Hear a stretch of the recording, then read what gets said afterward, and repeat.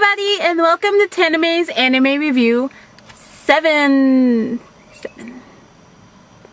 You're probably wondering where I am right now. I'm in my car. The reason why I'm in my car right now is because I'm so crazy busy this week that I didn't think I'd be able to find time to be able to do the anime review in my room like I usually do. So I jotted a few facts down about today's anime and I took my camera with me. I will probably have to pause it and then you'll notice me in a new spot as the video continues depending on how time goes, because even right now I'm kind of tight for time. But I'm going to be doing this on the fly. And I'm poorly prepared for this week because of this fact, so I apologize in advance. That person's looking at me funny. So let's get started and see how much I can get before I have to change locations. Today's anime actually really takes me back. Today's anime was requested by, and therefore dedicated to, Hymn's Lullaby. And today's anime is...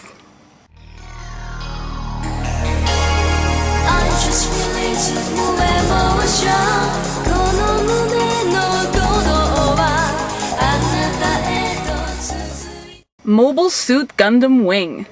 Now this is one I would consider an old anime. This was one of the very first mecha animes I'd ever seen. Oddly enough, it's also the anime that introduced me to the world of yaoi. This anime aired April 7th, 1995 and concluded on March 29th, 1996 with 49 episodes. Katsuyuki Sumizawa wrote the scenario for this anime. Hisashi Aikita was the director of this series. He was also one of the 3 official script writers, along with Akimi Omode and Katsuhiko Chiba. Yeah, that was my attempt at murdering Japanese names. Gomenasai. Gundam Wing was one of the first animes to be dubbed into English in the Gundam franchise. It first aired in the US on March 6th of 2000, but it didn't come to Canada until September of the same year. I gotta go, bring it back! Random fact, Australia calls it Mobile Suit Gundam 00, or 00, or 00, whatever the case may be. This story is about 5 Gundam pilots who are more like assassins. They are given orders and they follow them through without question or concern as to who gets killed, or why they're doing these tasks. But when they do start to question their actions, that's when hell breaks loose. There are 5 main characters in this series. I can hear a television. Or maybe a radio. Hiro Yui. This is the main character of this series. Although he speaks in a monotone voice, appears cold, reckless, and emotionless, according to his mentor, Dr. J, Hiro is actually a very kind-hearted person who feels sympathetic for the oppressed space colony citizens. Hiro pilots XXX-00W0 Gundam 0. Duo Maxwell. This is my favorite character of this series. He's upbeat, he's cheerful, he's goofy, but this is pretty much just a front to cover up his tragic past.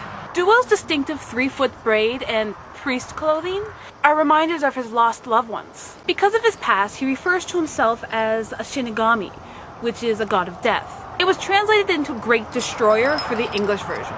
Duo pilots XXXG-01D Gundam Death Scythe. Troa Barton. Troa is a stoic character who spent most of his life in battle. He can seem as emotionless as Hiro, but in reality he's a very warm-hearted person and he's very protective. Troa took the name Troa Barton after the real Troa was killed. He is also a very accomplished acrobat. There's a puppy. Hello, puppy. Troa pilots XXXG-01H Gundam Heavy Arms. I'm in somebody's basement now. Katra Reberba Winner. Katra is the heir of the Winner Corporation, which is a major space mining company. He's a very kind person who loves animals, and is the greatest believer of pacifism out of the 5 pilots. He has 29 older sisters, all test tube babies. Katra is the only one that actually had a natural birth. Katra is also the leader of a group of other test tube baby people. He sees the Gundams as a necessary evil. Katra pilots XXXG-01SR, Gundam Sandrock. Wu Fei Chang. Wu Fei is a fierce fighter descended from a long line of Chinese warriors, and thus despises weakness of body or character. He constantly refers to his Gundam as Nataku, which his late wife modeled herself after. In the past, his unwillingness to fight got his wife killed, so now he fights for her. He looks down on those he deems weak or cowardly. He also prefers to fight alone. Wu Fei pilots XXXG-01S.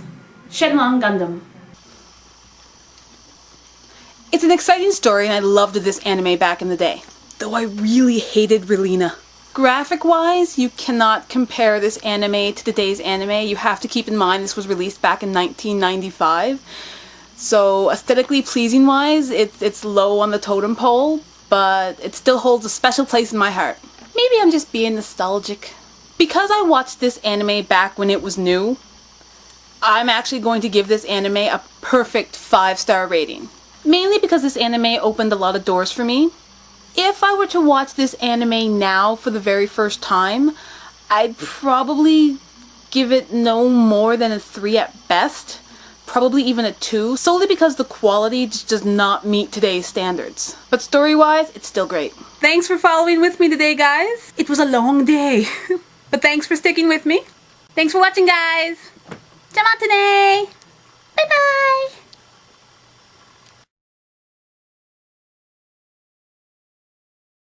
I'm so tired!